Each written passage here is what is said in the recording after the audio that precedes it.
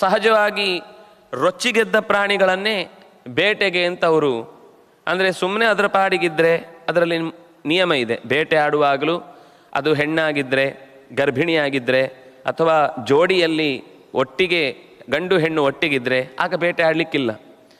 ಅದು ಬಿಟ್ಟು ಸ್ವಲ್ಪ ಕೊಬ್ಬಿ ಜಬರ್ದಸ್ತಿನಲ್ಲಿ ಬೇಕಾದಷ್ಟು ಉಳಿದ ಪ್ರಾಣಿಗಳಿಗೂ ತೊಂದರೆ ಕೊಡುವ ರೀತಿಯಲ್ಲಿ ಇರುವಂಥವುಗಳಾದರೆ, ಅಥವಾ ಅದು ಒಂದೇ ಇದ್ದು ಬಲಿಷ್ಠವಾಗಿ ಬೇಕಾದಷ್ಟು ಗುಂಪಿನ ಮಧ್ಯದಲ್ಲಿ ಅದು ಹೆಚ್ಚು ಅಂತ ಕಾಣಿಸಿದರೆ ಆಗ ಬೇಟೆ ಆಡುವುದು ಸಹಜ ಅನ್ನುವ ಹಾಗೆ ನಾನು ಯೋಚಿಸಿದ್ದು ಕೋಡಿನಿಂದ ತಿವಿದು ಕೊಂದು ಬಿಡಬೇಕು ಅಂತ.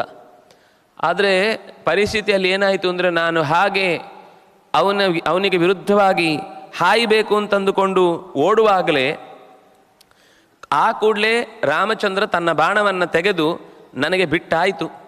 ಅದು ಹೇಗಿತ್ತು ಅಂತ ಅವನು ಹೇಳ್ತಾನೆ, ತ್ರಯಃ ಬಾಣಾಹ ಮುಕ್ತಾಹ, ನನ್ನ ಮೇಲೆ ಪ್ರಯೋಗಿಸ್ಲಿಕ್ಕೋಸ್ಕರ 3 ಬಾಣಗಳನ್ನು ಬಿಟ್ಟಿದ್ದಾನೆ. ಅದು ಇವನಿಗೇ ಬಿಟ್ಟದ್ದೋ, ಇವನ ಹಾಗೆ ಇನ್ನೂ ಅಲ್ಲಿ ಆ ಪ್ರಾಣಿಗಳ ಗುಂಪಿನಲ್ಲಿದ್ದ ಇನ್ಯಾವುದಕ್ಕೆ ಬಿಟ್ಟದ್ದೋ ಅದು ಇವನಿಗೆ ಗೊತ್ತಿಲ್ಲ.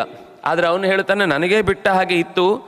ಅದು ಹೇಗೆ ಅಂದರೆ ಮಾಂಸವನ್ನು ನಾನು ತಿನ್ನಬೇಕು ಅಂತ ಯಾಕೆಂದರೆ ಅವನು ರಾಕ್ಷಸ, ಅವನಿಗೆ ಹಾಗೆ ಕಾಣೋದು. ನಿನ್ನ ಮಾಂಸವೇ ಬೇಕು ನನಗೆ, ನಿನ್ನ ರಕ್ತವೇ ಬೇಕು, ನಾನು ಈಗಲೇ ನಿನ್ನನ್ನು ಬಸಿದು ಕುಡಿಬೇಕು ಅಂತ ಹೇಳ್ತಾ ಇದ್ದು ನನ್ನನ್ನು ನೋಡಿ ನಕ್ಕು ನಕ್ಕು ಸೀಳಿ ಕೊಲ್ಲಬೇಕು ಅಂತ ಓಡಿ ಬಂದ ಹಾಗೆ ನನ್ನ ಬೆನ್ನ ಹಿಂದೆ ಅಟ್ಟಿಸಿಕೊಂಡು ಬರ್ತಾ ಇತ್ತು.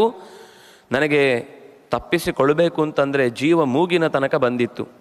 ನನ್ನ ಜೊತೆಗಿದ್ದ ಇನ್ಯಾರೋ ನನ್ನ ಜೊತೆಗಾರರು ಆ ಬಾಣಕ್ಕೆ ಬಲಿಯಾಗಿ